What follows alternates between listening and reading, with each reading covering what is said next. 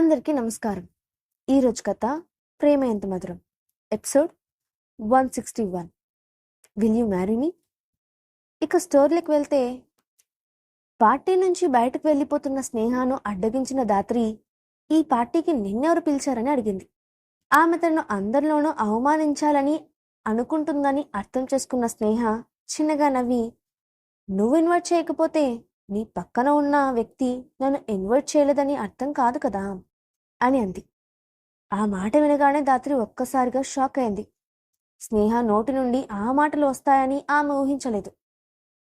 అయినా దాత్రి అందరి ముందు ప్రశాంతంగా ఉండడానికి ప్రయత్నిస్తూ, స్నేహ, నువ్వు ఇంకా ఎందుకు ఇలాంటి మాటలు మాట్లాడుతున్నావు? అక్షయ్కి నాకు త్వరలో పెళ్లి జరగబోతోంది. కాబట్టి నువ్వు నీ లిమిట్స్లో ఉంటే మంచిది. ఇలా నలుగురిలోకి వచ్చి నాకు కాబోయే భర్త వెనుకపడి మమ్మల్ని ఇబ్బంది పెట్టకు అని అంటూ అక్షయ్ చేతిని గట్టిగా పట్టుకుంది. ఆ మాట వినగానే అక్కడున్న వాళ్ళంతా ఆశ్చర్యపోయారు. అక్షయ్ గతంలో ఎవరో అమ్మాయి ఉందని తెలిసినా కూడా తాతయ్య అతన్ని పెళ్లి చేసుకోవడానికి ఇష్టపడుతుందంటే అది నిజంగా అక్షయ్ అదృష్టమని అనుకున్నారు. కానీ అక్షయ్ అప్పుడు నెమ్మదిగా తన చేతిని పట్టుకొని ఉన్న దాత్రి చేతుల్ని విడిపించాడు. అప్పుడు దాత్రి కళ్ళెత్తి అతని వైపు అర్థం కానట్లుగా చూసింది. కానీ అక్షయ్ కనీసం ఆమె వైపు కూడా చూడకుండా నేరుగా స్నేహ దగ్గరికి వెళ్ళాడు. అది చూసి స్నేహ కంగారుగా వెనక్కి తిరిగి వెళ్ళబోయింది. కానీ అక్షయ్ హఠాత్తుగా ఆమెను చేయి పట్టి తన వైపుకు లాక్కున్నాడు. దాంతో ఆమె ఒక్కసారిగా అతని ఛాతీకి ఆనుకుంది. అది చూసిన దాత్రి గుండె జారిపోయినట్లయింది. అక్కడున్న వాళ్ళంతా అయోమయంగా వాళ్ల వైపే చూడడం మొదలుపెట్టారు. అక్షయ్ తన చుట్టూ ఉన్న ఎవరినీ పట్టించుకునే పరిస్థితుల్లో లేడు. అతను స్నేహ కళ్ళల్లోకి చూస్తూ తల వెనుకగా చేతిని పోనిచ్చి ఆ ముఖాన్ని దగ్గరగా లాక్కుంటూ ఆ పెదవులపై గట్టిగా ముద్దు పెట్టాడు. అక్కడున్న వాళ్ళందరూ తమ కళ్ళను తామే నమ్మలేకపోయినట్లు చూస్తూ ఉండిపోయారు. దాత్రి శరీరం మొత్తం నిలువెల్లా వణికిపోయింది. ఆమె లోపలే ఆవేశంతో రగిలిపోతూ వాళ్ళిద్దరినీ కళ్ళార్పకుండా చూస్తోంది. ఆమె గుండె చప్పుడు ఆమెకే వినబడుతుంది. అప్పుడు అక్షయ్ నెమ్మదిగా స్నేహాను వదిలి ఆమె చేతిని పట్టుకొని అందరి మధ్యలో నుండి ఆమెను స్టేజ్ పైకి తీసుకెళ్లాడు. స్నేహకు అతను ఏం చేస్తున్నాడో అర్థం కాలేదు. దాంతో అయోమయంగా చూసింది. అక్షయ్ ఆమెను స్టేజ్ మధ్యలో నుంచోబెట్టాడు. అప్పుడు ఒక్కసారిగా ఫోకస్ లైట్స్ వాళ్ళిద్దరిపై పడ్డాయి. అక్షయ్ ఆమె కళ్ళల్లోకి చూసి నవ్వుతూ పక్కనే ఉన్న టేబుల్ పై నుంచి గులాబీని ఒకదాన్ని తీసుకొని స్నేహ ముందు మోకాళ్లపై నుంచొని ఆ గులాబీని ఆమెకు అందిస్తూ, Sneha, I love you, I hope you can marry me అని ఆమెకు ప్రపోజ్ చేశాడు. ఆ దృశ్యాన్ని చూసి ఆశ్చర్యపోయిన పార్టీలోని వాళ్ళందరూ ఒక క్షణం నోరు తెరిచారు. వేద గ్రూప్ CEO అక్షయ్ ఒక అమ్మాయి ముందు మోకాలుపై నుంచొని ప్రపోజ్ చేయడం అక్కడ వాళ్ళందరినీ షాక్కి గురిచేసింది. అది చూసి వాళ్ళల్లో కొంతమంది వెంటనే తమ ఫోన్ తీసి ఆ సీన్ను ఫోటోలు తీయడం మొదలుపెట్టారు. చూడ్డానికి చాలా రొమాంటిక్గా ఉన్న ఆ సీన్ వాళ్ళు మిస్ అవ్వాలని అనుకోలేదు. స్నేహ మాత్రం అతనికి ఏం సమాధానం చెప్పాలో తెలియక అయోమయంగా చూస్తూ మౌనంగా ఉండిపోయింది. దాంతో అక్షయ్ మళ్ళీ మాట్లాడుతూ, ఇదంతా జరుగుతుందని నువ్వు ఎక్స్పెక్ట్ చేయలేదని నాకు తెలుసు స్నేహ. కానీ నేను నిన్ను పెళ్లి చేసుకుంటానని వీళ్ళందరి ముందు మాటిస్తున్నాను. నువ్వు నన్ను పెళ్లి చేసుకోవాలని ఆశిస్తున్నాను అని అన్నాడు. అక్షయ్ గొంతులో నిజాయితీ, అతని కళ్ళల్లో ప్రేమ ఆమె మనసుకు తాకుతోంది. వెంటనే అతనికి ఎస్ చెప్పాలని అనిపించింది. కానీ ఆమె గొంతు దాటి మాట బయటికి రావడం లేదు. దాత్రికి ఇదంతా చూసి తల తిరుగుతున్నట్లుగా అయింది. ఇంతలో పక్కనే ఉన్న దాత్రి ఫ్రెండ్ ఆమెను చూసి, దాత్రి, నీకు ఇంకా ఇది అవసరమా? పద మనం వెళ్దాం అని అంది. కానీ దాత్రి ట్రాన్స్లో ఉన్నట్లుగా తన తలను అడ్డంగా ఊపుతూ, లేదు, నేను ఒప్పుకోను అని అంది. ఆ మాటలకు దాత్రి ఫ్రెండ్ ఆమెను విచిత్రంగా చూసింది. దాత్రి తన పెళ్లి కోసం అరేంజ్ చేసుకున్న పార్టీలో తనకు కాబోయే భర్త స్నేహకు ప్రపోజ్ చేయడం చూసి తట్టుకోలేకపోతోంది. ఆమె తన కోపాన్ని అణిచిపెట్టడానికి ట్రై చేస్తుంది. కానీ అది ఆమె వల్ల కావడం లేదు. అప్పటికే ఆమె కళ్ళు కోపంతో ఎర్రగా మారిపోయాయి. శరీరం ఆ కోపాన్ని ఇక పట్టలేనట్లు మెల్లగా వణుకుతోంది. నెమ్మదిగా కళ్ళ ముందు అంతా బ్లర్గా అయిపోతుండడంతో మెల్లగా దాత్రి స్పృహ తప్పి కింద పడిపోయింది. దాంతో చుట్టుపక్కల ఉన్న వాళ్ళంతా ఒక్కసారిగా అటువైపు చూశారు. స్టేజ్పై ఉన్న స్నేహ, అక్షయ్ కూడా తమ తలలు తిప్పారు. వెంటనే చుట్టుపక్కల ఉన్నవాళ్ళు దాత్రిని చుట్టుముట్టారు. ఎవరో ఆమె ముఖంపై నీళ్లు చల్లడంతో వెంటనే స్పృహలోకి వచ్చిన దాత్రి పైకి లేచి ఎదురుగా ఉన్న అక్షయ్ వైపు సూటిగా చూసింది. అతని ముఖంలో ఎలాంటి ఎక్స్ప్రెషన్ లేదు. అప్పుడు దాత్రి అతన్ని ద్వేషంగా చూస్తూ, అక్షయ్, నువ్వు ఇలాంటి వాడివని నేను ఊహించలేదు. నేను నిన్ను తప్పుగా అంచనా వేశాను అని అంది. అప్పుడు అక్షయ్ పైకి లేచి స్నేహను దగ్గరకు తీసుకుంటూ దాత్రి వైపు చూసి, నేను ఎలాంటి వాడినో నువ్వు డిసైడ్ చేయాల్సిన అవసరం లేదు అని అన్నాడు. ఆ మాటలకు దాత్రి ఇంకేం సమాధానం చెప్పకుండా వెంటనే ఆ హాల్లో నుంచి ఆవేశంగా బయటకు వెళ్ళిపోయింది. దాంతో ఇక పార్టీ జరిగే అవకాశం లేదని అర్థం చేసుకున్న మిగతా వాళ్ళంతా మెల్లగా అక్కడి నుంచి బయటకు వెళ్ళడం మొదలుపెట్టారు. అప్పుడు అక్షయ్ ఒక్కసారిగా, ఆగండి, ఎవరు అడుగు బయటకు పెట్టడానికి వీల్లేదు అని అన్నాడు. దాంతో అందరూ ఒక్కసారిగా ఆగిపోయి అతని వైపు ఆశ్చర్యంగా చూశారు. అప్పుడు అక్షయ్ మాట్లాడుతూ, ఈరోజు ఇక్కడ జరిగిన దాని గురించి ఎవ్వరూ బయట మాట్లాడడానికి వీల్లేదు. ఒకవేళ ఒక చిన్న విషయం కూడా బయటకు వెళ్ళినా సరే ఏం జరుగుతుందో నేను ప్రత్యేకంగా చెప్పాల్సిన అవసరం లేదు. ఏ ఒక్కరు తప్పు చేసినా ఇక్కడికి వచ్చిన వాళ్ళందరూ దాని రిజల్ట్ అనుభవించాల్సి ఉంటుంది అని హెచ్చరిస్తూనే చుట్టుపక్కల ఉన్న తన సెక్యూరిటీ వైపు చూసి, ఇక్కడున్న వాళ్ళ అందరి ఎలక్ట్రానిక్ ఎక్విప్మెంట్స్ అన్నీ చెక్ చేయండి అని చెప్పాడు. ఆ మాట వినగానే గార్డ్స్ అందరూ ఒక్కసారిగా పార్టీలో ఉన్న వాళ్ళందరినీ చుట్టుముట్టి వాళ్ళందరి మొబైల్ ఫోన్స్ తీసుకొని చెక్ చేయడం మొదలుపెట్టారు. కాసేపటి క్రితం అక్షయ్ స్నేహకు ప్రపోజ్ చేయడం, ఆమెను ముద్దు పెట్టుకోవడం వంటి దృశ్యాలను కొంతమంది ఫోటోలు తీశారు. గార్డులు వెంటనే వాటిని డిలీట్ చేసేశారు. కాసేపటికి అందరి చెకింగ్ పూర్తవడంతో అక్షయ్ మాట్లాడుతూ, ఎవరు అతి తెలివితేటలు ప్రదర్శించొద్దు, ఒక్క ఫోన్ కూడా బయటకు రావడానికి వీల్లేదు అని చెప్పి ఇక వాళ్ళని వదిలేయండి అని గార్డ్స్తో చెప్పాడు. దాంతో గార్డ్స్ అక్కడున్న వాళ్ళందరినీ పంపించి వేశారు. అందరూ వెళ్ళిపోయిన తర్వాత స్నేహ గుండెల్లో అలజడి కాస్త తగ్గినట్లయింది. అప్పుడు అక్షయ్ ఆమె వైపు చూసి చిన్నగా నవ్వి ఆమె చుట్టూ చేతులు వేసి దగ్గరకు తీసుకుంటూ, బాగా టైర్డ్ అయిపోయినట్లున్నావు అని అన్నాడు. స్నేహ వెంటనే అతనికి దూరంగా జరుగుతూ, అదేం లేదు, నేను బాగానే ఉన్నాను అని అంది.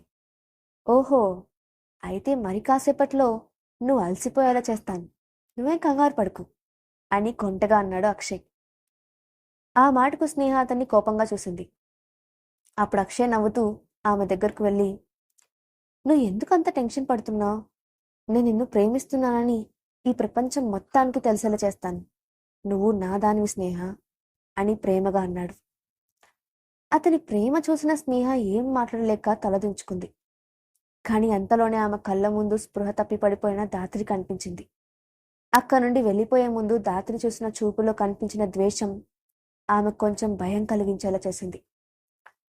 అప్పుడు అక్షయ్ స్నేహ వైపు చూసి, స్నేహ, నువ్వు ఇంకా ఎందుకు అంతలా ఆలోచిస్తున్నావు? అసలు ఏం ఆలోచిస్తున్నావు అని అడిగాడు. అప్పుడు స్నేహ ఏమీ లేదని తల అడ్డంగా ఊపుతూ అతని వైపు కోపంగా చూస్తూ, నీ ప్లాన్ అనుకున్నట్లుగానే పూర్తయిందా అని అడిగింది. అప్పుడు అక్షయ్ నవ్వుతూ, ఇక్కడ చేయాల్సిన పని అయిపోయింది, మిగతా పని ఇంటికి వెళ్ళి చేద్దాం అని ఎర్రటి ఆమె పెదవులపై ఆశగా చూస్తూ అన్నాడు. అతని ఉద్దేశం అర్థమైన స్నేహ సీరియస్గా చూస్తూ అక్కడి నుంచి విసుగ్గా లేచి ముందుకు కదిలింది. అక్షయ్ నవ్వుతూ ఆమె వెనకే బయటకు వెళ్ళాడు. ఇంతలో అక్షయ్ కారు వచ్చి వాళ్ళ ముందు ఆగింది. డ్రైవర్ వెంటనే కార్ దిగి కీస్ అక్షయ్ చేతికి ఇచ్చి వెళ్ళిపోయాడు. అప్పుడు అక్షయ్ స్నేహ కోసం కార్ డోర్ ఓపెన్ చేసి, ఎక్కు అని చెప్పాడు. స్నేహ మౌనంగా కార్ ఎక్కింది. అక్షయ్ వెంటనే కార్ స్టార్ట్ చేశాడు. కాసేపటి తర్వాత కార్ అక్షయ్ విల్లా వైపు వెళ్ళడం లేదని గ్రహించింది స్నేహ. దాంతో ఆమె ఆశ్చర్యంగా చుట్టూ చూస్తూ, మనం ఎక్కడికి వెళ్తున్నాం అని అడిగింది. అక్షయ్ చిన్నగా నవ్వి, అది సీక్రెట్ అని అన్నాడు. దాంతో స్నేహ అతని వైపు కొంచెం వింతగా చూసి సైలెంట్గా ఉండిపోయింది. నిజానికి స్నేహ ఇప్పుడు అక్షయ్ దగ్గర నుంచి త్వరగా బయటపడి హాస్పిటల్కి వెళ్ళాలి, లేదంటే రాజేశ్వరికి అనుమానం వస్తే ఆమె ఇవన్కి ఏదైనా ప్రమాదం తీసుకొస్తుంది అని ఆలోచిస్తూ ఉంది. కాసేపటికి కారు ఆగిపోవడంతో స్నేహ బయటకు చూసింది. ఆ ప్రదేశాన్ని ఆమె వెంటనే గుర్తుపట్టింది. అది కొన్ని రోజుల క్రితం యువన్ అక్షరతో కలిసి వచ్చిన అక్షయ్ ఎస్టేట్. అది చూసిన స్నేహ, ఇక్కడికెందుకు తీసుకొచ్చా అని ఆశ్చర్యంగా అడిగింది. నీతో ప్రశాంతంగా గడిపి చాలా రోజులైంది. నేను నీకు ప్రపోజ్ చేసిన ఇదే ప్లేస్లో ఈరోజు నేను నీతో గడపాలనుకుంటున్నాను. ఆ రోజు నన్ను పెళ్లి చేసుకుంటానని నువ్వు నాకిచ్చిన మాటను నీకు గుర్తు చేయాలనుకుంటున్నాను అని అన్నాడు. ఆ మాట వినగానే స్నేహ కంగారుగా, చూడు అక్షయ్, నువ్వు బాగా కన్ఫ్యూజన్లో ఉన్నావు. అసలు నువ్వేం చేయాలనుకుంటున్నావు? ఒకవైపు దాత్రిని పెళ్లి చేసుకుంటానని అనౌన్స్ చేశావు, మళ్ళీ ఇప్పుడు నాతో ఉంటానంటున్నావు. నువ్వు ముందు ఒక క్లారిటీకి రావడం మంచిది. అయినా నాకు నీతో ఉండే ఉద్దేశం లేదు. నువ్వు ఆ దాత్రినే పెళ్లి చేసుకొని ఆమెను సంతోషంగా చూసుకో. మమ్మల్ని మళ్ళీ డిస్టర్బ్ చేయొద్దు అని చెప్పింది. ఆ మాట వినగానే అక్షయ్ ముఖం కోపంగా మారిపోయింది. దాంతో అతను వెంటనే స్నేహ చేతి మణికట్టును గట్టిగా పట్టుకొని, స్నేహ, నీకు చివరిసారిగా చెప్తున్నాను, పదే పదే ఇలాంటి మాటలు మాట్లాడొద్దు. అసలు నువ్వు నన్ను వదిలిపెట్టి ఎందుకు వెళ్ళావనే సంగతి కూడా ఇప్పుడు నేను పట్టించుకోదలుచుకోలేదు. ఎందుకంటే ఇప్పుడు నా ముందున్నావు. కానీ మళ్ళీ నా నుంచి పారిపోవాలని మాత్రం ప్రయత్నించుకో అని సీరియస్గా చెప్పాడు. అతని కోపంలో కూడా ప్రేమే కనిపించడంతో స్నేహ మనసు పూర్తిగా కదిలిపోయింది. అయినా ఆమె దాన్ని బయటికి చూపించకుండా తన కళ్ళను తిప్పుకొని కిటికీ విండోలో నుంచి దూరంగా చూస్తూ, నేనిప్పుడు నీతో రావడం లేదు. నువ్వు వెళ్ళాలనుకుంటే వెళ్ళు అని అంది. ఆ మాటకు ఒక్కసారిగా అక్షయ్ కోపం పెరిగిపోయింది. ఆవేశంగా ఆమెపై చేయి చేసుకోవాలనిపించింది. కాని తనను తాను కంట్రోల్ చేసుకుంటూ ముఖాన్ని మృదువుగా మార్చుకొని స్నేహ ముఖాన్ని తన వైపు తిప్పుకొని, స్నేహ, మనం చాలా రోజుల నుంచి దూరంగా ఉన్నాం. దయచేసి కాసేపు నాతో పాటు ఉండు ప్లీజ్ అని బ్రతిమలాడుతున్నట్లుగా అడిగాడు. అది చూసి స్నేహ ఆశ్చర్యపోయింది. అక్షయ్లో అలాంటి యాంగిల్ స్నేహ ఇంతవరకు చూడలేదు.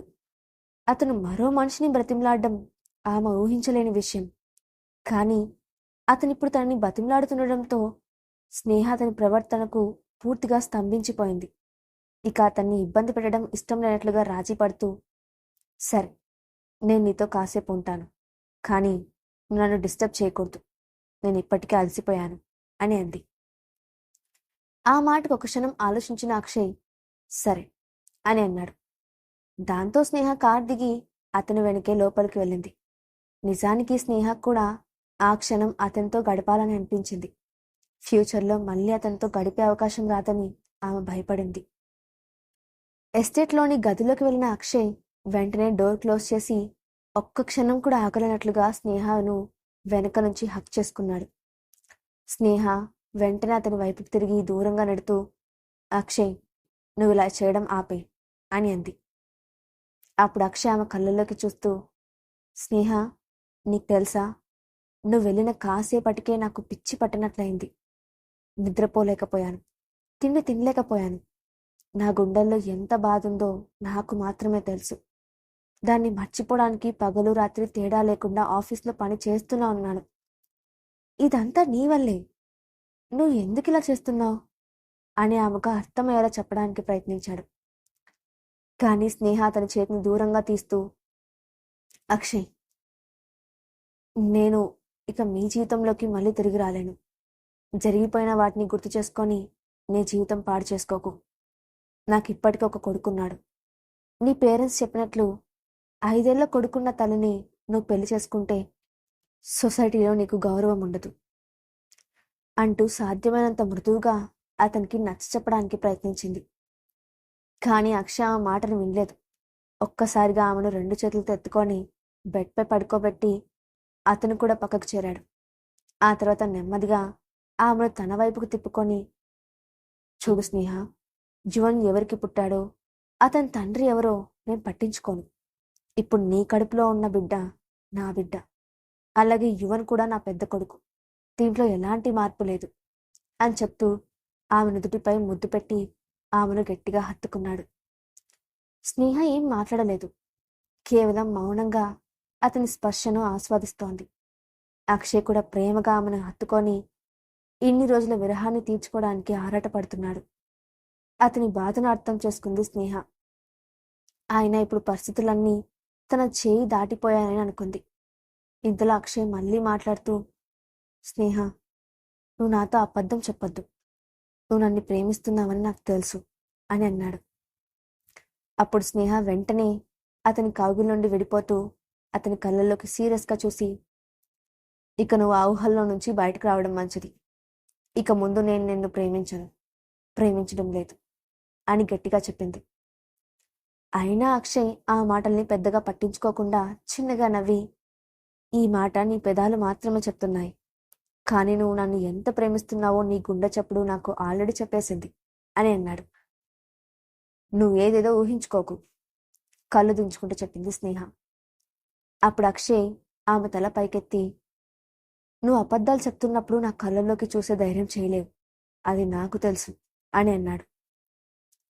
ఆ మాటకు స్నేహ ఏం సమాధానం చెప్పలేక కాసేపు మౌనంగా ఉంది. ఆ తర్వాత బెడ్ పై నుంచి లేవడానికి ప్రయత్నిస్తూ, నీ ఇష్టం వచ్చినట్లు ఊహించుకో, నేనైతే నిన్ను ప్రేమించడం లేదు, ఇక నేను ఇక్కడి నుంచి బయలుదేరుతాను అని అంది. అక్షయ్ వెంటనే, నువ్వు వెళ్ళాలంటే నేను నిన్ను వదలాలి కదా స్నేహ అని అన్నాడు. స్నేహను ఎస్టేట్కి తీసుకురావడం వెనుక అక్షయ్ ఉద్దేశం ఏంటి? అక్షయ్ దగ్గర నుండి తప్పించుకొని స్నేహ హాస్పిటల్కి వెళ్ళగలుగుతుందా, లేక ఈలోగానే రాజేశ్వరికి విషయం తెలిసిపోతుందా? నెక్స్ట్ పార్ట్లో చూద్దాం. ఈ స్టోరీ అప్డేట్ ఎలా ఉందో కింద కామెంట్ బాక్స్లో మీ ఒపీనియన్ని షేర్ చేయండి. Thanks for watching.